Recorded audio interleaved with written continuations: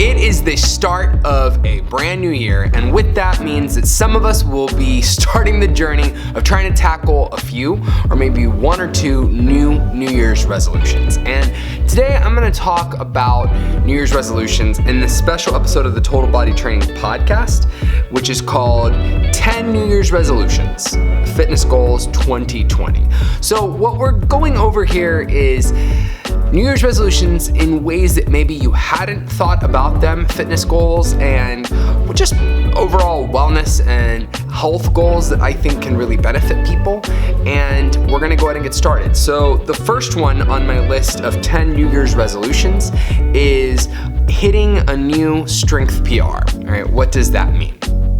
Oh, and before I get started, I'm not going to focus so much on talking necessarily about weight loss or anything like that. This is more about health and wellness and just like how to make your fitness life more interesting, how to make your health and wellness better. So just keep in mind that that's not what I'm going to talk about here, though we have other episodes that you can see on our Spotify and anywhere else that you can watch or listen to our podcast. So back to the first suggestion. The first one on here is getting a new strength PR. Now, I am a big fan of hitting PR. So it is, PR stands for personal record. And what that means is, have you or do you know how much weight you can squat for 1 rep, deadlift for 1 rep, and bench for 1 rep? So essentially, have you ever tried maxing out, doing your all-out max effort for 1 squat or 1 deadlift or 1 bench? And a lot of people haven't. If you're an average gym goer, that's something that maybe you just haven't even explored or really done. And the sport that focuses on this the most is powerlifting and Olympic weightlifting. And you don't necessarily have to be a powerlifter and Olympic weightlifter to do these activities. It's something that anybody can do and everybody's welcome to. Now you might be thinking, well, Jean, what's the point of that? If my whole goal is to lose weight and get in shape, why would I want to know how much I can do once? Is that really going to help me? Well, the reason for doing that is that you can establish a baseline of where your strength's at and then check on it another 6 weeks or 12 weeks or 24 weeks away and see if you've improved. And so not only that, but you as a beginner will be surprised when you figure out how much weight you can actually do. Or maybe underwhelmed. Some people who are beginners get underwhelmed, but it's been my experience that most beginners, when they're taught correctly how to set their 1 rep maxes for the squat, bench, and deadlift, which is what we focus on here because our base is, bodybuilding and powerlifting here, that when they get those numbers, they're usually pretty happy about them. And the cool thing about that is that for some of us, we develop this excitement about what our next PR will be. And you might think this is strange, and I felt the same way before I started lifting really heavy, but then I figured out that it's actually a lot of fun to progressively build and see just how strong you're getting. It's fun for you, and it gives you a mark in your fitness, like a goal to have in mind in your fitness. So let me explain. Let's say that you're a beginner and you go and you test your 1 rep max for the squat and you get, 150 pounds.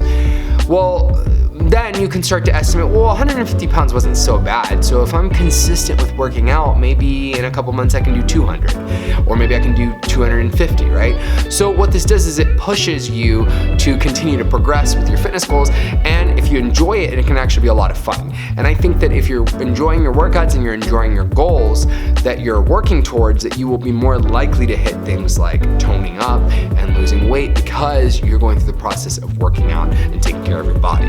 So that is my first suggestion.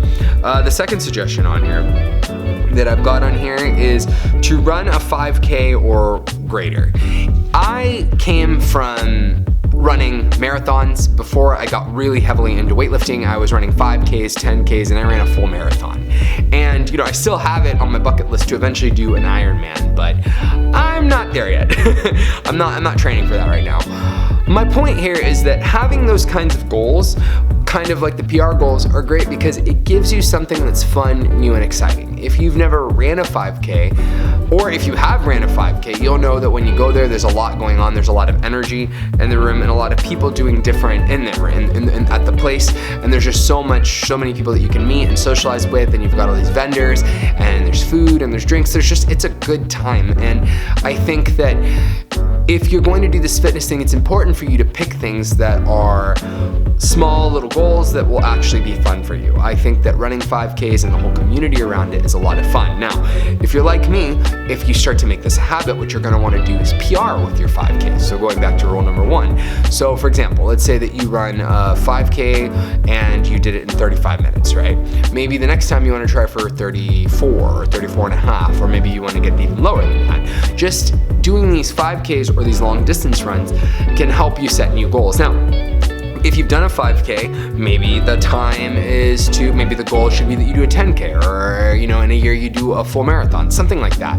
Now, given some of these goals might conflict, so if you're running a full marathon and you're trying to lift really, really heavy, you might find that there's a struggle there. So I definitely suggest that if you're trying to achieve more than one fitness goal, that you consult with somebody like myself who can help you figure out how to make these goals happen, or if they're realistic for working together.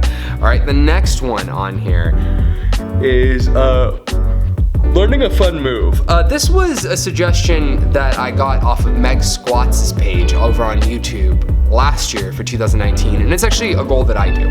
So learning a new move could be just learning how to do something cool with your body. So maybe you dip into something like yoga and you say, I want to be able to do a headstand, or I want to be able to do a handstand. Maybe the goal for you is that you want to do something weird, like a one-arm snatch, like a clean and jerk or something like that, a one-arm snatch. I don't think I'm saying that right, but you get the point. There are lots of weird fitness exercises that you can do and cool movements that you can do with your body that not everybody knows how to do, but actually, if you train for them, can actually be simpler than they are. So for example, I like to do headstands, forearm stands, all sorts of yoga movements. So maybe you get into something like that and then you pick out a movement that seems difficult for you to do, and by the end of the year, you'll have gotten it down if you've stuck with it. So that's a fun one to get down. Number 4 is, here we go, try a new training modality. All right, so what do I mean by that? If you have been doing more of a bodybuilding regimen, so you've been doing higher volume, maybe you should consider doing a lower volume regimen. So maybe you should switch over to more of a power building or a powerlifting regimen that challenges more of your strength. If you've been doing, let's say, powerlifting or bodybuilding, and you're starting to grow tired of that and you can't find a way to make it more interesting, maybe try Olympic weightlifting or try CrossFit or try something else. I believe that trying new training modalities can be really valuable for keeping yourself in the game. Now, if you're training for something, like you're trying to be a bodybuilder, which I have no real, I understand the logistics of that, but I'm not in the bodybuilding world. But let's say that you have a very clear-cut goal. Like, for example, I'll use one that I do know, powerlifting. Let's say that your legitimate goal is to squat, bench, and deadlift, and to do that at a really heavy rate or a really heavy weight. You might have to think about when or why you're gonna change modalities before you do it. But if you're just your average gym goer and you're starting to get burnt out on doing what you've been doing the same old, maybe changing the modality or the training style that you're using will benefit you just psychologically and also just physically. Because sometimes when you train in a different style, you can notice that your body uses different muscle groups or smaller little muscles that you don't normally use. At least that's been my experience. All right, the next one on here is eating cleaner, okay, number 5. All right, we focus a lot this time of the year on losing weight, and I think that having a clear-cut weight loss goal is important. However, maybe it's not what you should be doing. If you've been trying to lose weight or tone up and you're in your 40s or in your 50s and you've been trying for a really long time and you just can't seem to fit it, and you start diets and you stop them, or you try to change your lifestyle and you can't, then maybe just making smaller adjustments will be better. So my recommendation is that you try to do something like eat clean for most of the week and then have 1 or 2 cheat meals maybe throughout the week, just something that's a little bit easier. Maybe eating cleaner means that you are going to eat a few less carbs, which there's nothing wrong with carbs, but like cut back a little bit on your carbs and make sure that you're eating leaner meats and eating leaner protein and getting some vegetables in your diet. So that's a common thing, especially here in Texas, people not eating any of their veggies. So maybe what I'm saying, not maybe, but what I'm saying is find some small way that you can make your diet a little bit cleaner, and you might notice that you start to feel better and you start to see some changes in your body. And also that can lay a good foundation for when you actually want to try something that's a little bit more strict, a little bit of a harder diet or a cut for losing weight. All right, the next one is meal prepping. That's number 6. Okay, Meal prepping is the way to go. The reason, and let me explain, I meal prep for 5 to 6 days of the week. Sometimes I do all 7 in advance. So that means on Sundays, I get up, I cook all my food for almost all my meals except for breakfast for the entire week. And then I've got them in my fridge and in my freezer, and it makes my life hella easy because I don't have to cook during the week. This will save you time, it'll save you money, and it also makes sure that you're staying on track with your nutrition plan a little bit more effectively. So if you're on a nutrition plan, you know that your amount of carbs, your macros, your fats, your proteins, everything like that, if you know what they are and you're just picking up and you're eating as you go along, you're probably more than likely going to slip up more often than likely.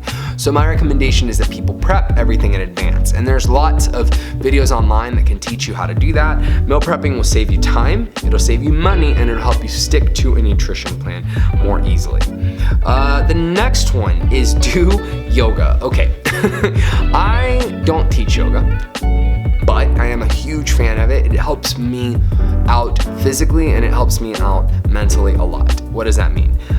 Well, I carry a lot of stress in my body from lifting weights and from, just being athletic, being an athlete.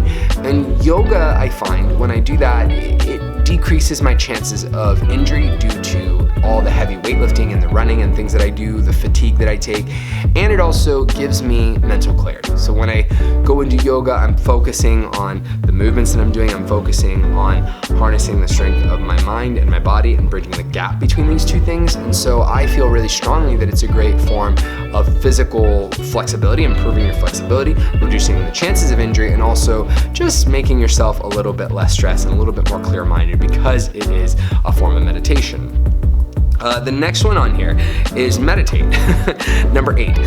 All right, I think sometimes when people think of meditation, they think of something that is really spiritual or it can be some kind of spiritual practice, and it can be for some people, and there's nothing wrong with that. However, I think for myself and many people who aren't so into, those kinds of spiritual practices, that meditation is just simply this. It's the art of learning how to be very present and be focused. And so there are so what meditation can help you do is just be there. If you've ever been reading a book and you find that halfway through reading a page or two, your mind starts to drift and think about something that someone said to you, or something else entirely. Or if you've ever been eating food and you find that by the time that you're done eating it, you're completely lost with what you were thinking about, you didn't even taste your food. Or if you've ever driven somewhere and you barely felt like you experienced the drive, you just got to your home or the location that you're going to and you didn't really focus on anything, your mind was drifting around. That's because our minds are constantly racing and constantly not staying still.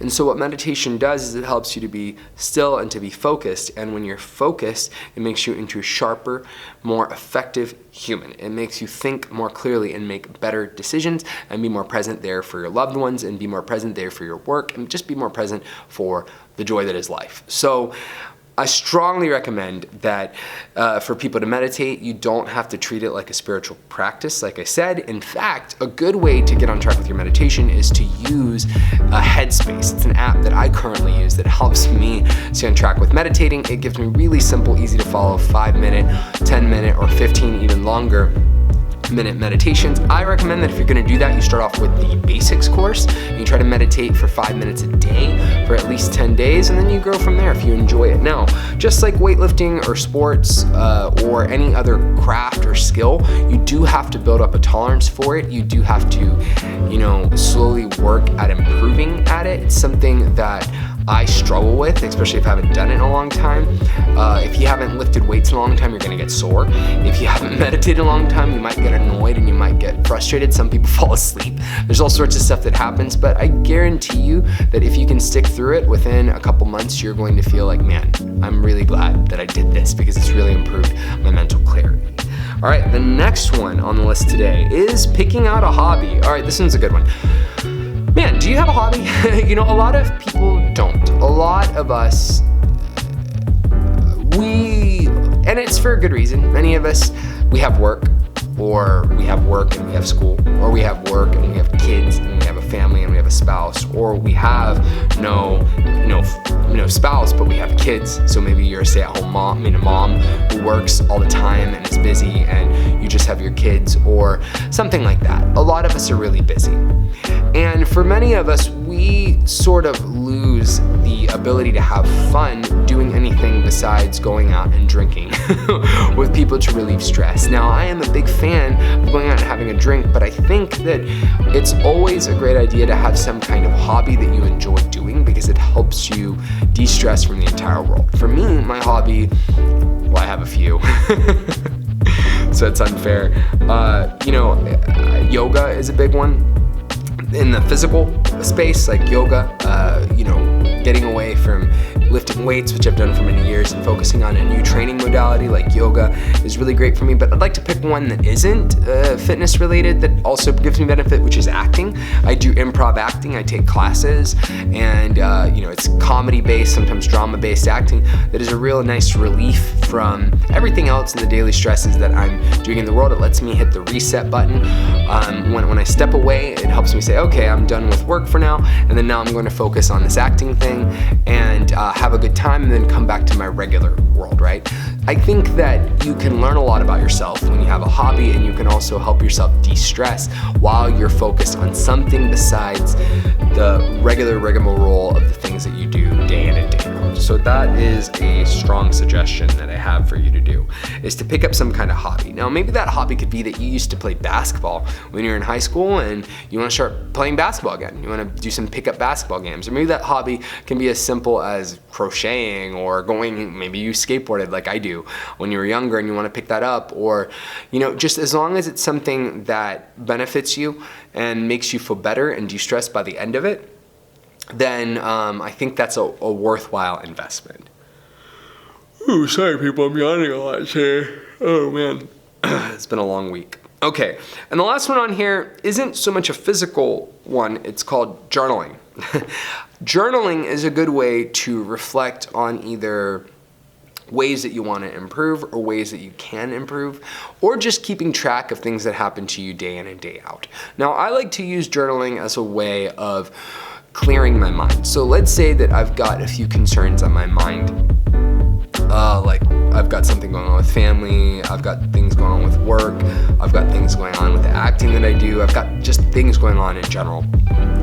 They can start to bog down on you, and you can start to have the feeling that maybe you've got too much going on, or you're feeling a little bit overwhelmed by everything that you've got going on. A good way to help you parse out what's really bothering you, or what's actually stressing you out, or just life in general, is to journal, is to write down how you're feeling, and then try to rationalize through the things that are true that you're thinking and the things that aren't true about what you're thinking. It can help you solve your own life problems more effectively if you talk to yourself through writing about yourself to yourself in a journal. So that's what I like to do. Another thing that people do when they journal is write down gratitude, things that they're grateful for. I did that for a long time, the year before last, so just writing down something that you're grateful for every morning can really help you out with just being better at life and feeling better.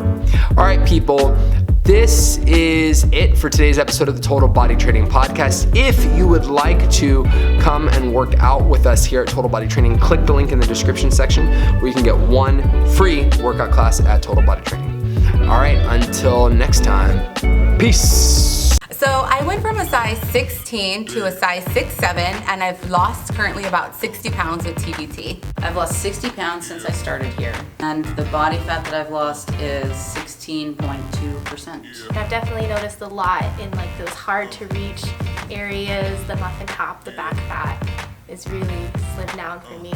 The weightlifting, it's definitely kept me toned, and it's definitely kept me confident to where I can show my legs because I have great quads, with TBT, or my arms because I can pull myself up or lift. Total Body Training offers a one-time free training session. So you come in, you get a great workout, and you can decide if you want to join, and definitely you're going to want to join because you won't regret the free workout.